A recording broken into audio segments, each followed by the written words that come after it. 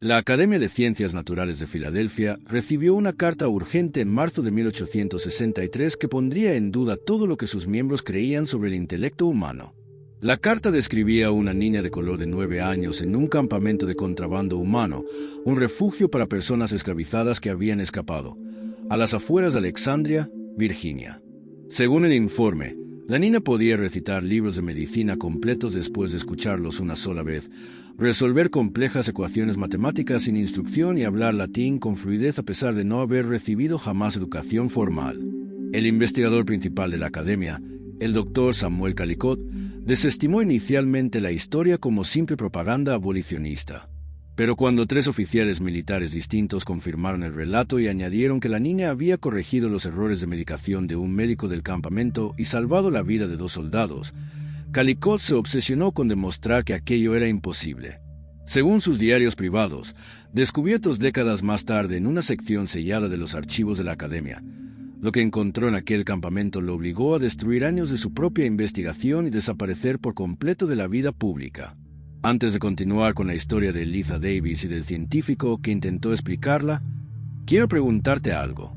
Si te interesan los misterios históricos reales que desafían todo lo que creemos saber sobre el pasado, suscríbete a Ecos de Yugo y cuéntame en los comentarios desde qué país o ciudad nos estás escuchando ahora mismo. Tengo curiosidad por saber dónde está nuestra comunidad de amantes de la historia. Ahora, descubramos qué ocurrió realmente en aquella primavera de 1863.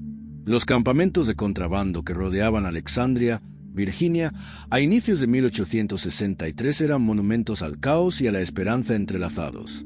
Tras la proclamación de emancipación del presidente Lincoln en enero de ese año, miles de personas anteriormente esclavizadas inundaron los territorios controlados por la Unión en busca de protección tras las líneas federales. Los campamentos se extendían sobre campos embarrados y almacenes abandonados, refugios construidos con cualquier material que pudiera rescatarse. Lonas podridas, tablas astilladas, láminas de metal oxidado. El aire cargaba de forma permanente el olor a humo de leña, cuerpos sin lavar y ese dulce y enfermizo aroma de la enfermedad que flotaba sobre las carpas médicas como una niebla. En uno de esos campamentos, designado simplemente como Campamento de Ayuda número 7, se había desarrollado una situación peculiar aquella primavera. El campamento albergaba aproximadamente a 240 almas, la mayoría mujeres y niños cuyos hombres habían muerto, habían sido vendidos o se habían unido a los regimientos de tropas de color que se formaban en todo el territorio de la Unión. Entre ellos se encontraba una niña llamada Eliza Davis, que había llegado 3 semanas antes con un grupo de refugiados procedentes de una plantación tabacalera a las afueras de Richmond, quemada durante una retirada confederada. Eliza era pequeña para sus 9 años. Su cuerpo delgado de esa forma que solo conocen los niños que han convivido íntimamente con el hambre. Su piel era oscura como nogal pulido.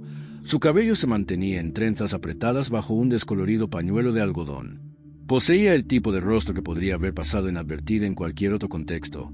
Ojos grandes y atentos, una nariz pequeña, labios que rara vez sonreían. Pero en esos ojos había algo que incomodaba a los adultos cuando los miraban demasiado tiempo.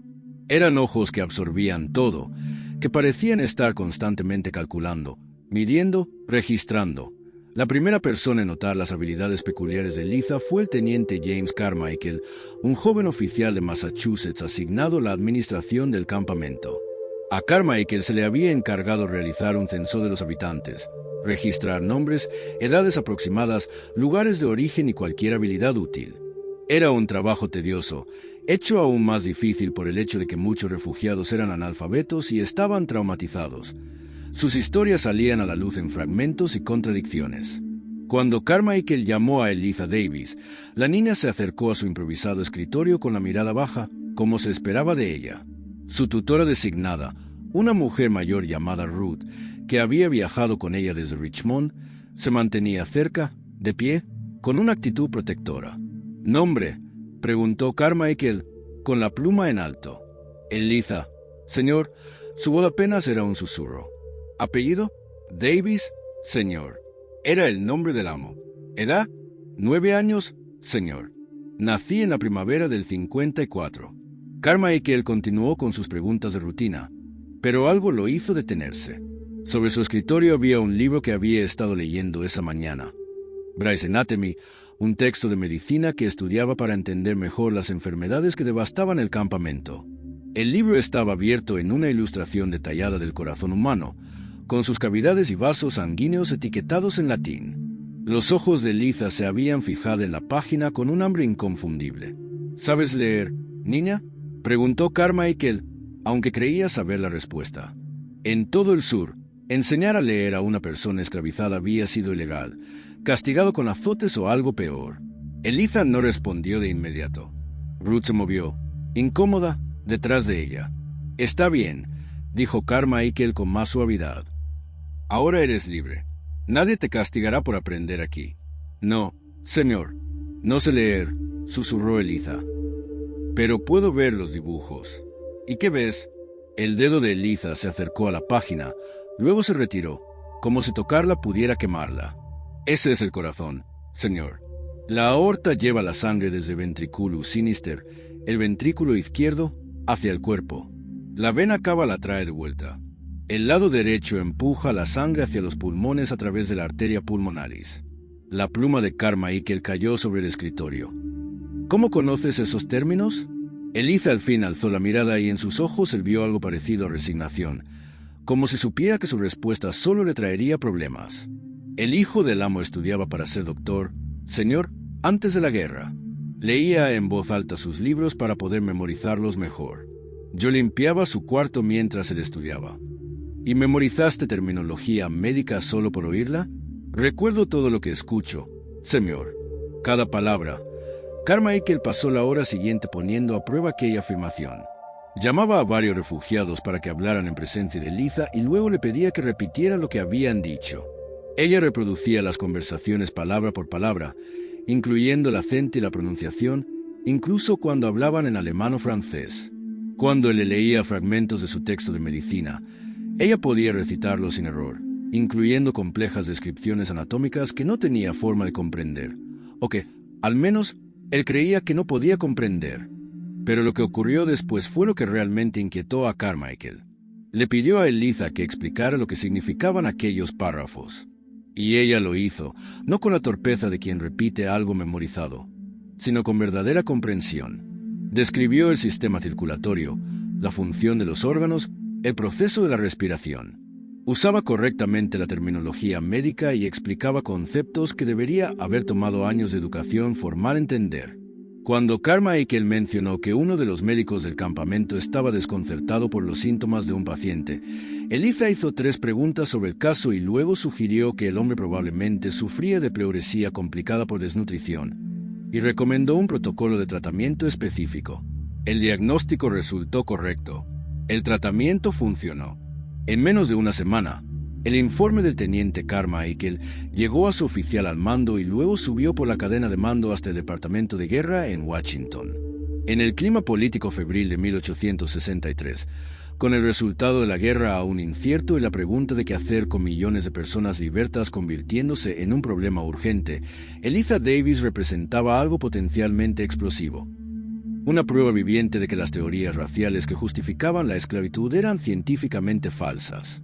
El sur entero sostenía su orden social en la creencia de que las personas negras eran intelectualmente inferiores, incapaces de razonamiento superior, aptas solo para el trabajo manual bajo supervisión blanca.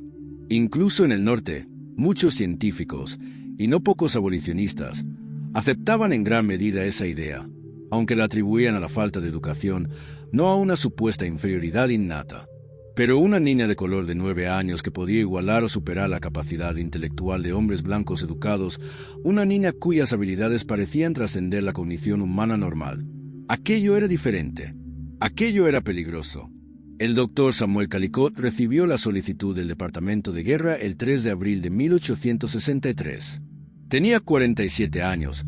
Era un miembro respetado de la Academia de Ciencias Naturales de Filadelfia y uno de los principales practicantes de la craneología, el estudio de mediciones craneales para determinar capacidad intelectual y características raciales. Su obra era citada con frecuencia en defensas de la esclavitud. Sus mediciones, según afirmaba, demostraban que los cráneos de personas negras eran más pequeños, especialmente en las regiones frontales asociadas al razonamiento y al sentido moral, y que sus estructuras cerebrales se asemejaban más a las de los simios que a las de los humanos blancos. La solicitud venía acompañada de instrucciones inusuales. Debía examinar a la niña en completo secreto, compartir sus hallazgos solo con oficiales militares específicos, sobre todo, evitar que el público supiera de la existencia del caso. El Departamento de Guerra comprendía las implicaciones. Si los abolicionistas obtenían la historia, sería propaganda poderosa. Si los simpatizantes del sur se enteraban, exigirían la eliminación de la niña por cualquier medio. Nadie quería que una niña se convirtiera en el epicentro de una guerra política y científica. Calicut partió hacia Alexandria el 6 de abril, llevando consigo sus instrumentos, calibradores para medir cráneos, balanzas para estimar peso cerebral, tablas frenológicas, herramientas para evaluación intelectual y una extensa biblioteca de textos de ciencia racial. También llevaba a su asistente, un estudiante de medicina joven llamado William Driscoll, y a un taquígrafo para registrar cada detalle del examen. Llegaron al campamento de ayuda número 7 una mañana gris, cuando la lluvia primaveral convertía los senderos del campamento en ríos de barro. El médico del campamento, el doctor Marcus Lindley, los recibió con un escepticismo apenas disimulado. Lindley era un hombre práctico, curtido por el sufrimiento humano, sin paciencia para las teorías vacías. «La niña es extraordinaria», dijo Lindley mientras los guiaba hacia la tienda donde Liza permanecía bajo observación tranquila. «La he puesto a prueba yo mismo. Sus capacidades superan cualquier cosa registrada en la literatura médica. Todo tiene una explicación racional», respondió Calicut con frialdad. «Sospecho que se trata de un caso de memoria altamente desarrollada combinada con mimetismo. Algunos individuos de razas inferiores pueden ser entrenados para realizar tareas complejas sin verdadera comprensión, igual que un loro puede hablar sin entender». La mandíbula de Lindley se tensó, pero no comentó nada. La tienda que servía de vivienda a Eliza era pequeña pero pulcra, con un catre, una silla y una mesa. La niña estaba sentada en el catre, manos juntas sobre el regazo, con un vestido gris sencillo donado por una sociedad de beneficencia. Ruth, su guardiana, estaba en un rincón, observando a los hombres blancos con el cansancio de quien ha vivido suficiente para saber cuán peligrosa puede ser su atención. La primera impresión de Calicut, registrada minuciosamente en su diario, fue la aparente normalidad de la niña. El sujeto se presenta como una niña negroide típica de aproximadamente 9 años. Estatura pequeña, probablemente consecuencia de la malnutrición común en su raza y condición previa. No se observan anomalías físicas. Pero entonces Eliza levantó la mirada. «Buenos días, doctor Calicut», dijo suavemente. «El doctor Lindley mencionó que usted estudió en Edimburgo bajo Robert Knox. Escuché que leyó algunos de sus artículos. Usted cree que la capacidad craneal de los negros promedia 5 pulgadas cúbicas menos que la de los caucásicos, especialmente en la región frontal, la cual asocia con razonamiento y sentido moral». Calicut se quedó helado. «¿Cómo sabe dónde estudié?» «El doctor Lindley se lo comentó al teniente Carmichael ayer por la tarde», respondió Eliza. «A las 2:47 exactamente. Estaban hablando de la controversia de Knox y su implicación en los asesinatos de Burke y Are. El teniente le preguntó si eso lo inquietaba.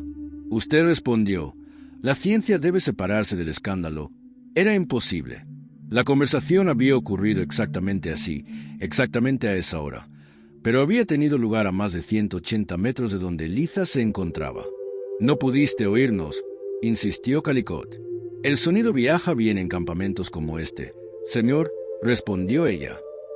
«Especialmente cuando el viento viene del este, como ayer. Escucho muchas conversaciones».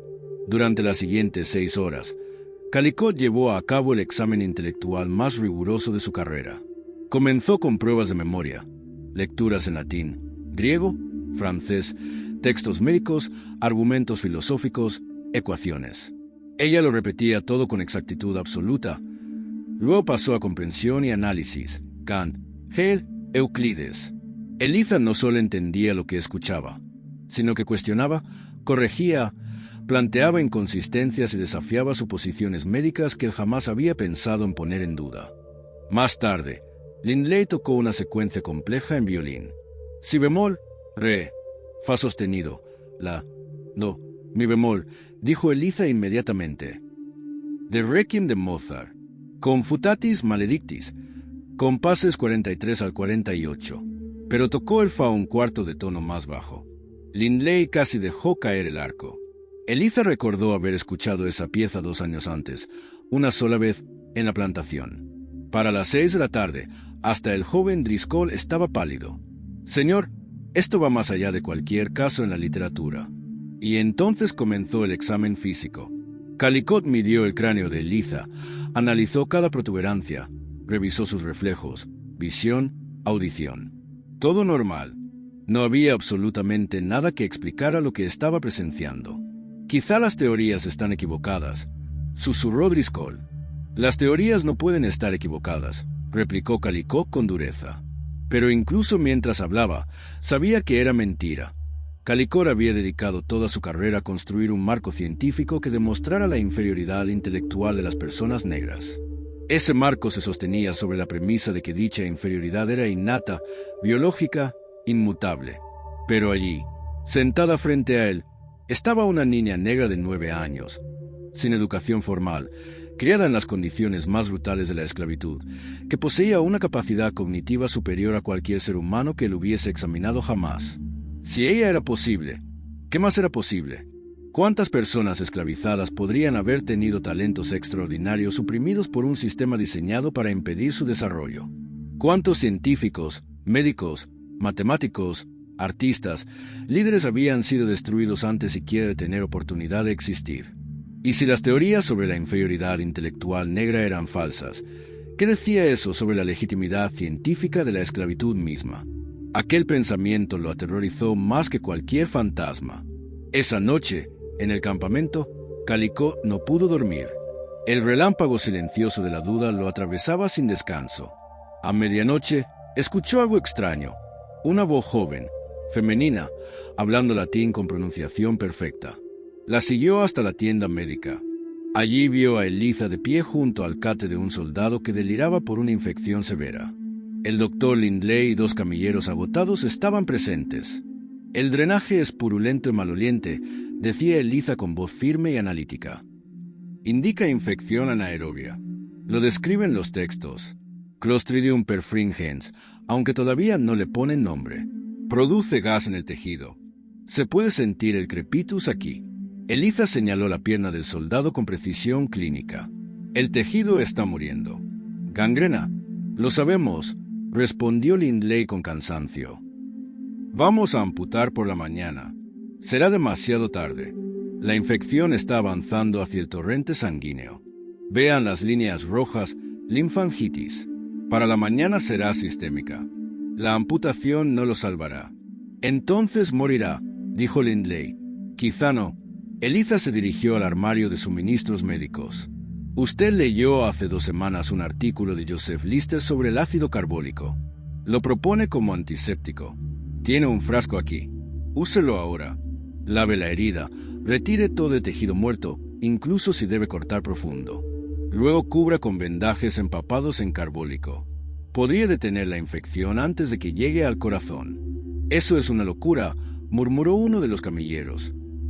Ese ácido causa un dolor horrible. Ya está muriendo, respondió Eliza serenamente. Esto le da una oportunidad. Lindley miró a Callicott. ¿Qué opina, doctor? Callicott quería decir no. Quería rechazar la idea de la niña como ridícula, peligrosa, ignorante. Pero había visto a Eliza pensar, analizar, resolver, comprender. Sabía, con una certeza que le heló el corazón, que ella veía algo que todos los demás pasaban por alto. Pruébelo, dijo, casi sin reconocer su propia voz. Las 2 horas siguientes fueron brutales. El soldado gritó hasta quedarse sin voz mientras limpiaban la herida con ácido carbólico y estirpaban tejido necrótico siguiendo las instrucciones de Eliza.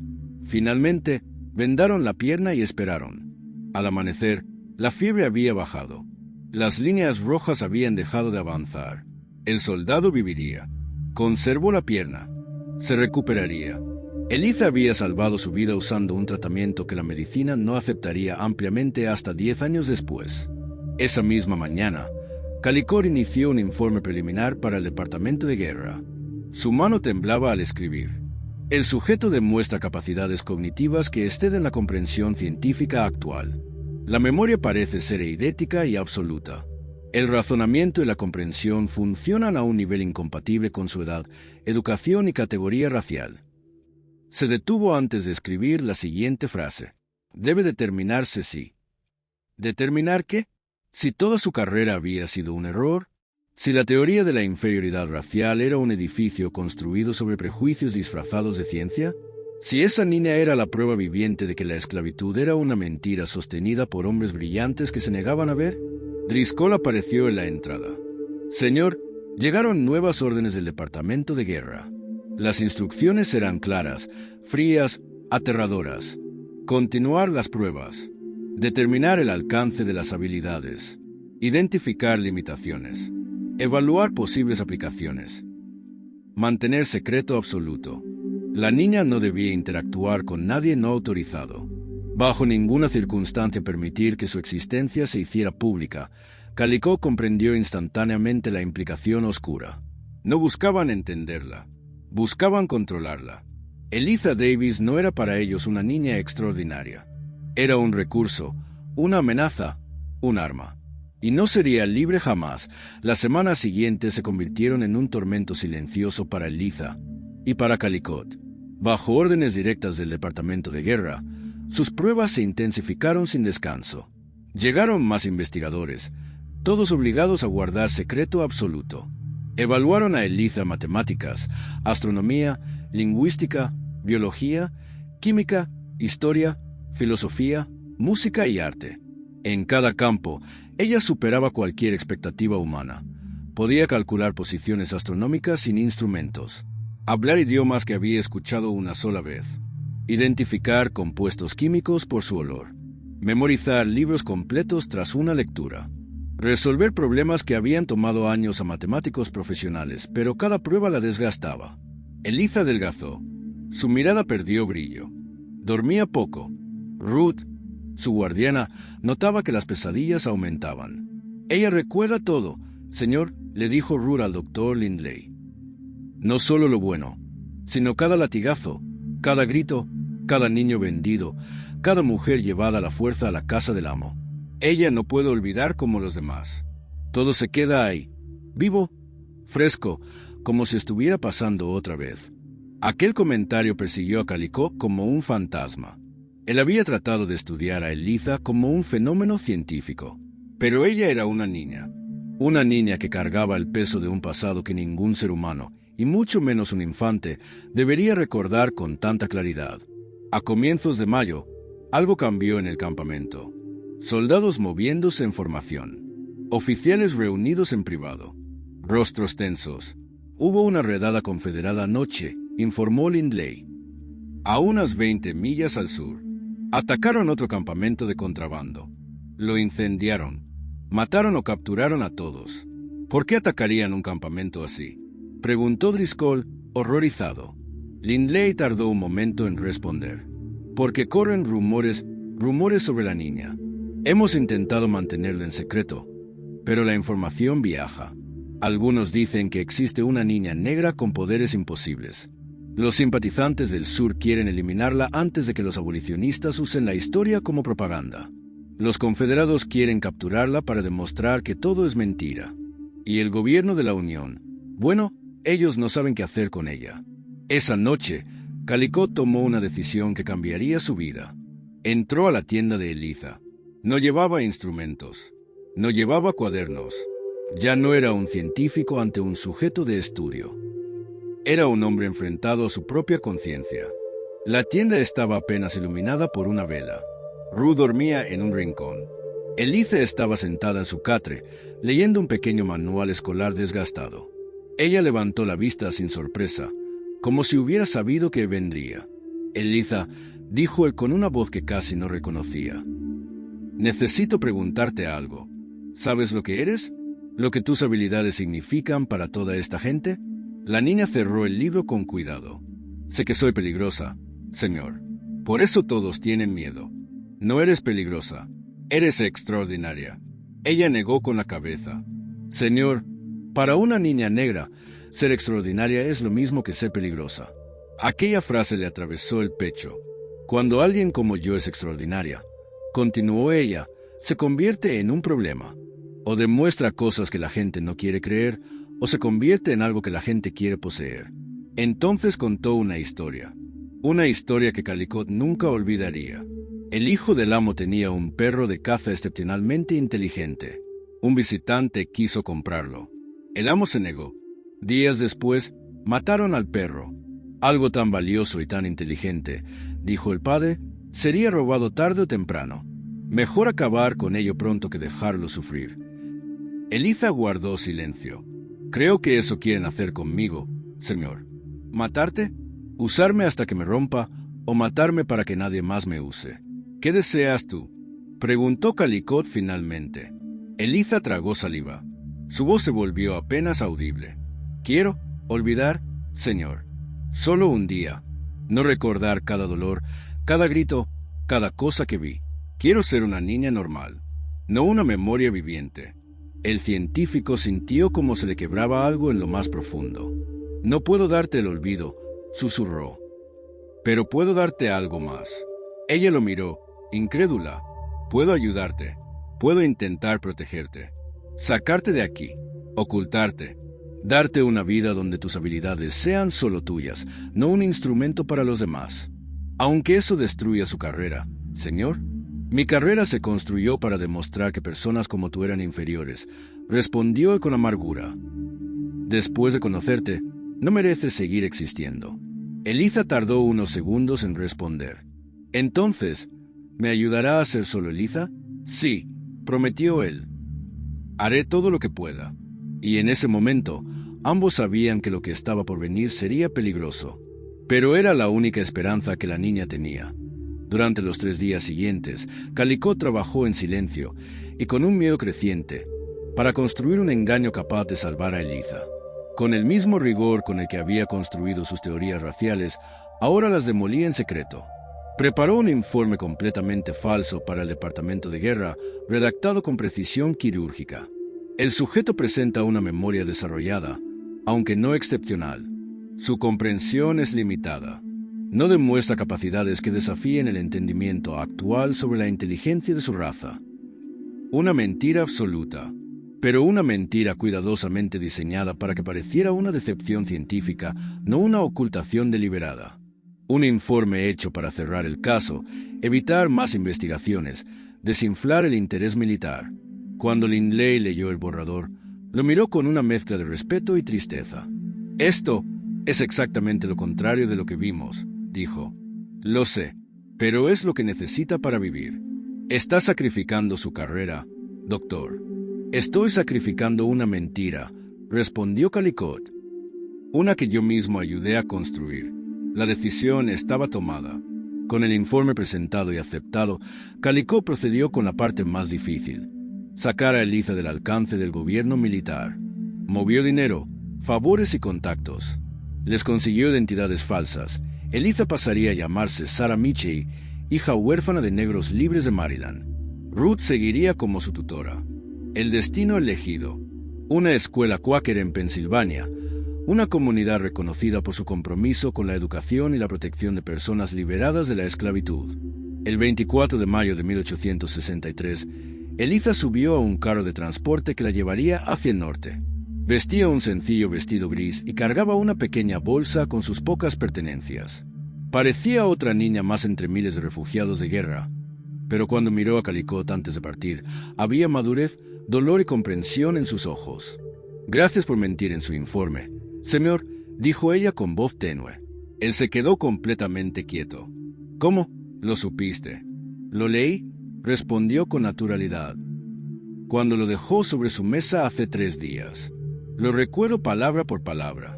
No había reproche en su voz, pero había algo mucho peor. Una aceptación quieta y dolorosa. ¿Por qué mintió, doctor? Calicut respiró profundamente, tratando de responder algo que no fuera una cobardía disfrazada. Porque la verdad te destruiría, dijo al fin. Y porque no quiero que seas un trofeo, ni un experimento, ni un arma política. Quiero que seas una niña, que aprendas, que vivas, que tengas un futuro que te pertenezca Eliza tardó unos segundos en procesarlo. ¿Y destruirá sus teorías?, preguntó con cautela. ¿Dirá la verdad sobre mí algún día? El doctor desvió la mirada. No sé si podré destruir todo lo que he construido, pero podría, insistió ella. Podría demostrar que no somos inferiores. Podría cambiarlo todo. Calicut cerró los ojos. Si lo hago, todos te buscarán. Te explotarán. Te convertirán en un símbolo, una propiedad, un experimento viviente. Y no lo permitiré. Prefiero cargar yo con la mentira antes que permitir que tú cargues con un destino que no elegiste. Eliza bajó la cabeza. Entonces solo quiero una cosa, dijo con un susurro. Quiero vivir sin que nadie me use. Eso intentaré darte, Eliza, prometió él. Lo intentaré con todo lo que tenga. Ella subió al carro. Ruth la abrazó. El conductor tomó las riendas. Mientras el vehículo se alejaba, Eliza miró atrás una última vez. ¿Escribirá lo que realmente pasó?, preguntó casi gritando. ¿Algún día? Sí, prometió Calicut. Cuando sea seguro. El carro dobló por el camino y desapareció. Tras la partida de Eliza, Calicut regresó a Filadelfia. Presentó su informe falso. Sus colegas aceptaron sus conclusiones sin cuestionarlas. Para el mundo científico, la niña de Virginia era apenas un caso interesante, pero sin importancia. Pero Calicut ya no era el mismo. Dejó de asistir a conferencias. Dejó de publicar. Dejó de opinar sobre ciencia racial.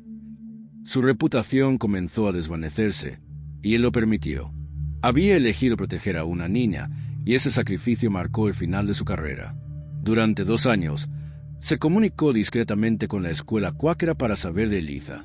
Las cartas decían que progresaba, que estudiaba, que estaba a salvo. Hasta que un día, en marzo de 1865, las cartas dejaron de llegar. Cuando finalmente llegó un mensaje, era breve y devastador. El ave ha volado del nido.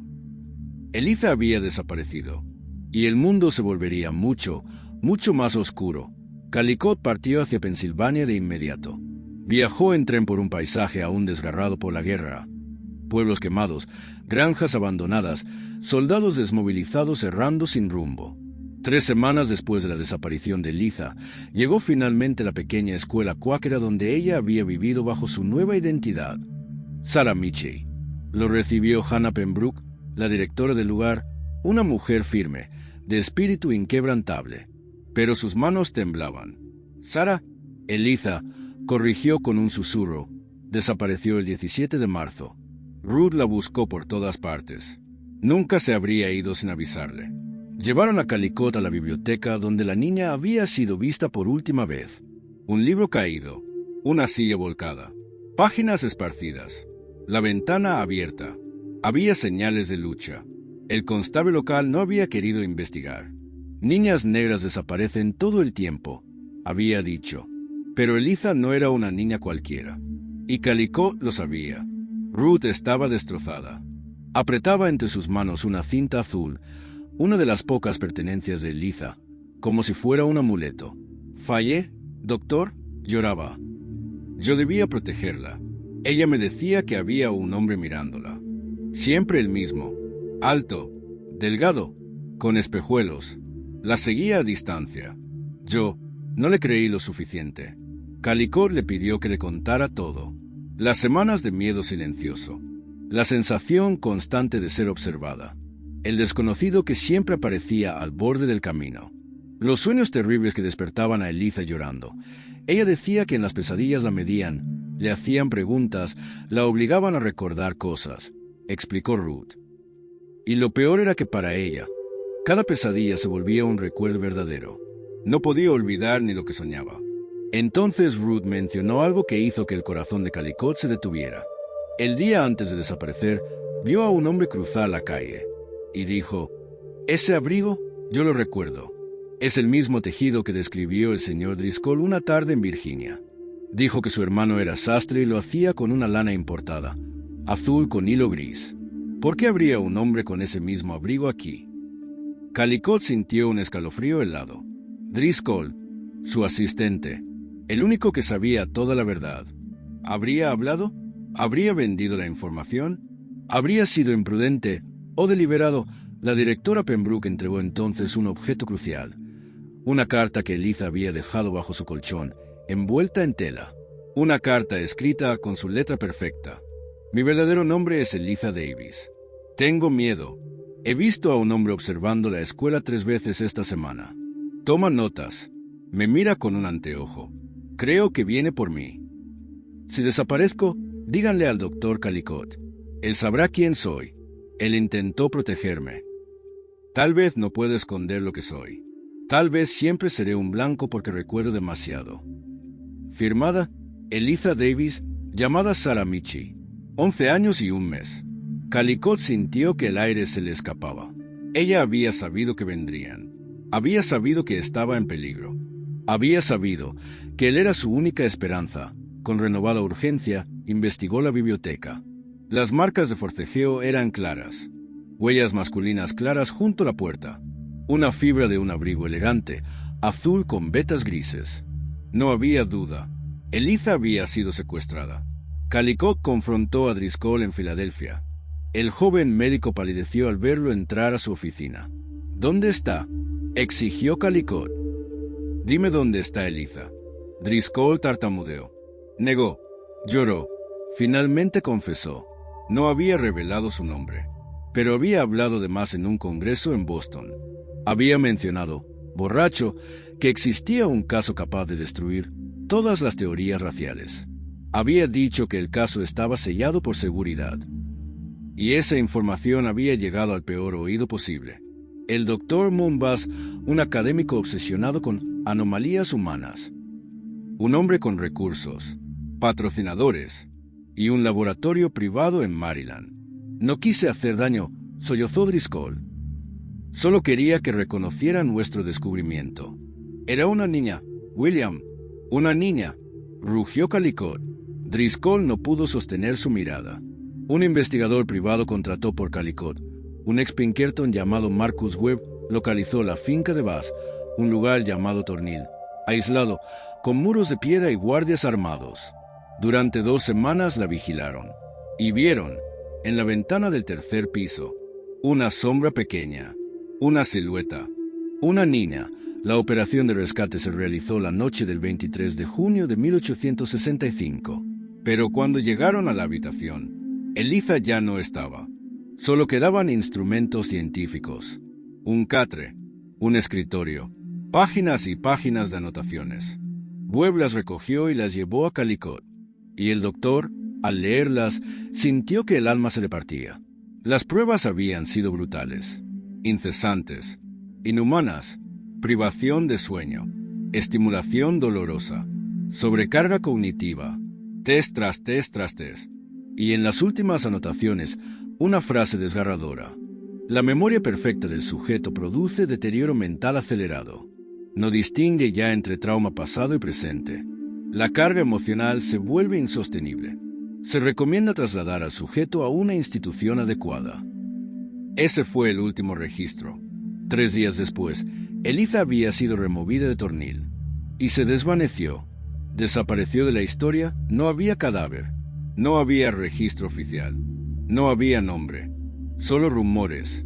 Muchos apuntaban al peor destino posible: un asilo federal en Washington, un lugar donde los pobres, los negros y los incapaces eran abandonados sin rastro, un lugar donde una niña como ella podría perderse para siempre. Calicut no se rindió. Viajó a Washington con las notas confiscadas de Tornil en su maletín, perseguido por la culpa y el miedo. Su única pista clara venía de una carta anónima de un viejo oficial moribundo que había decidido confesar antes de presentarse ante Dios. Fuimos enviados a buscar a una niña negra considerada un riesgo para la seguridad nacional. La entregamos a un edificio federal en Washington. Un compañero dijo años después que la llevaron a St. Elizabeth, el asilo más grande del distrito. Eliza, según la carta, había llegado desnutrida, silenciosa, confundida, su mente herida, o tal vez quebrada.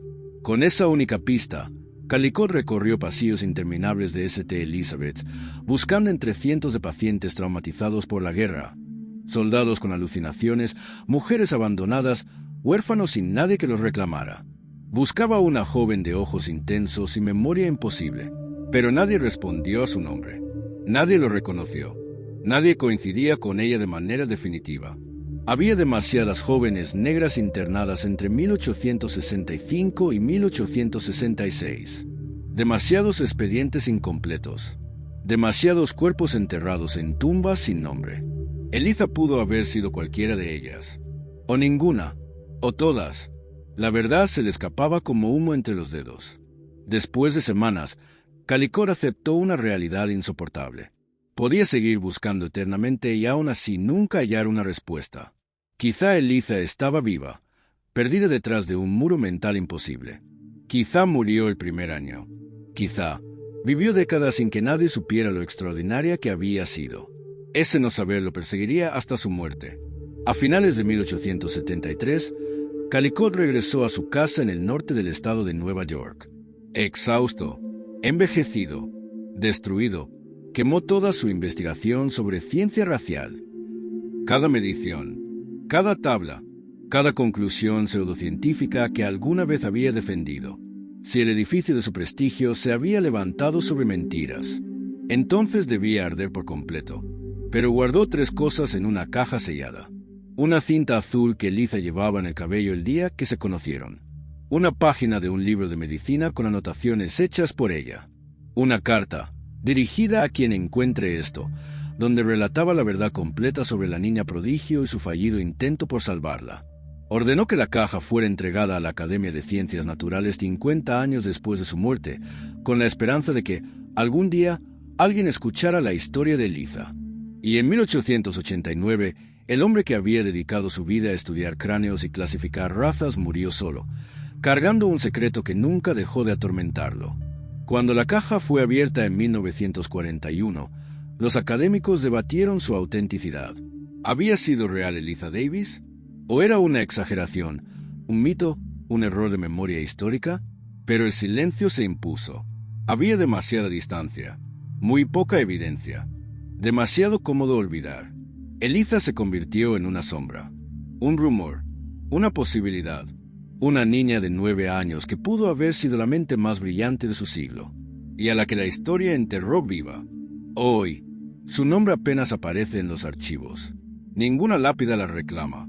Ningún documento certifica su destino final, pero sigue existiendo en un punto inequívoco, en el vacío que dejó, en la pregunta que dejó abierta, en el miedo que provocó su existencia.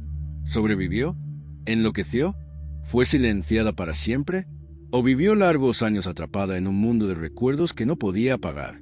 Nunca lo sabremos. Lo único que queda es la pregunta de Calicut, escrita con mano temblorosa. ¿Qué debía haber hecho? ¿Salvar a la niña o salvar la verdad? ¿Cuál era el camino correcto? Y quizá esa pregunta nunca tuvo una respuesta única. Solo el eco de una elección imposible. Gracias por escuchar esta historia. Si te conmueven relatos sobre vidas borradas por la historia, te invito a suscribirte a Ecos del Yugo, activar la campanita y compartir este video con alguien que valore la memoria de quienes fueron silenciados. En la historia humana hay voces que el poder intentó enterrar. Voces como la de Eliza Davis. Y nuestra tarea, hoy, es asegurarnos de que al menos una cosa no se repita. Que sean olvidadas,